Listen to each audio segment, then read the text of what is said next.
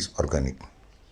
L'analyse organique permet tout simplement de déterminer la nature et les pourcentages atomiques présents dans la molécule. Ainsi, nous avons l'analyse qualitative qui permet de déterminer les éléments du composé. Pour cela, on procède généralement par la combustion d'un échantillon dans le dioxygène. Donc, vous savez, un composé est constitué de plusieurs éléments. Par exemple, on peut avoir l'élément carbone, l'élément hydrogène, l'élément oxygène, l'élément azote, etc. Maintenant, c'est l'analyse qualitative qui nous permet de déterminer la nature de ces éléments. Nous avons l'analyse quantitative qui permet de déterminer les proportions massiques des éléments constitutifs. C'est-à-dire, elle met l'accent sur la quantité, c'est-à-dire le nombre d'atomes de carbone, le nombre d'atomes d'oxygène, le nombre d'atomes d'azote qu'on a dans la molécule. Maintenant, nous allons vous parler de la composition centésimale d'un composé organique. Maintenant, voici la formule ci-dessous. Donc, la composition centésimale s'exprime sous forme de pourcentage. Et vous avez la formule pourcentage de X égale à masse de X multiplié par 100 sur la masse du composé. Maintenant, X peut être tout simplement le carbone, l'hydrogène, l'oxygène, l'azote. Voilà. Et ainsi, vous avez une exercice d'application.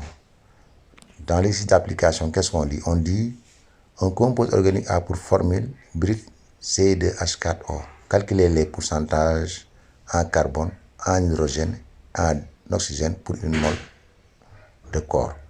On donne la masse de l'atome de carbone égale à 12 grammes par mol, la masse de l'atome d'hydrogène égale à 1 gramme par mol, la masse de l'oxygène égale à 6 grammes par mol. Maintenant, regardez, en PC, il faut savoir poser les bonnes formules. Regardez la formule que je vous avais donnée précédemment. Vous l'appliquez. Pour calculer le pourcentage de C, qu'est-ce qu'on fait? On applique la formule égale masse molaire du carbone multiplié par 100 sur la masse molaire moléculaire du composé. Regardez. Donc, la masse molaire du composé, c'est combien? De l'atome de carbone, c'est 12. Maintenant, ici, on va multiplier par 2. On va faire 12 fois 2 multiplié par 100 sur 44. Maintenant, vous avez le pourcentage en hydrogène.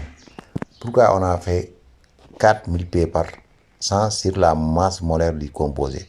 Parce que dans la molécule, la formule brute c'est C2H4O. Nous avons 4 atomes de carbone. Donc la masse molaire d'atomes de carbone c'est 1. C'est pourquoi, pour calculer le pourcentage d'atomes, on va faire 1 multiplié par 4 sur la masse molaire moléculaire du composé qui est égale à 44. Donc, en prenant comme adresse pour celui de l'oxygène, celui de l'oxygène. Donc, celui de l'oxygène, c'est 1. Donc, c'est une erreur de frappe. Ici, le pourcentage, on a écrit le pourcentage de carbone, mais c'est le pourcentage de l'oxygène. Donc, dans la molécule, nous avons un seul atome d'oxygène. C'est pourquoi on va faire masse de O multiplié par 100 sur la masse du composé. Donc, 16 fois 1 multiplié par 100 sur 44. Là, 44, c'est la masse molaire moléculaire du composé. Et vous avez le pourcentage comme adresse de l'oxygène. Détermination de la formule brute d'un composé.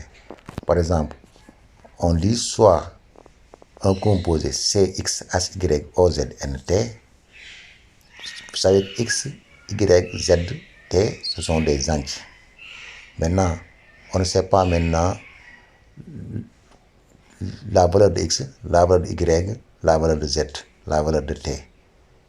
Mais voici la formule qui vous permettra toujours de déterminer la formule brute d'un composé. Pour cela, qu'est-ce qu'on fait? On fait 12x sur pourcentage de C égale à Y sur pourcentage de H égale à 6, 7 sur pourcentage de O égale à 14T sur pourcentage de N égale à M sur 100. Maintenant, regardez. Pourquoi 12x? Parce que la masse molaire d'atome de carbone, c'est 12. On fait 12 fois x, ça fait 12x sur pourcentage de C. Y, c'est égal à la masse molaire d'atome d'hydrogène, c'est égal à 1. C'est pourquoi on fait 1 fois Y. C'est pourquoi vous avez Y sur pourcentage de H. La masse molaire d'atome d'oxygène égale à 16. on va faire 16 fois Z. Ça va être 16Z sur pourcentage de O égale à la masse molaire de l'atome d'azote égale à 14. 14 fois T, c'est 14T sur pourcentage de N égale à M sur 100. Donc, à chaque fois, il faut manipuler cette formule-là pour pouvoir déterminer X, Y, Z.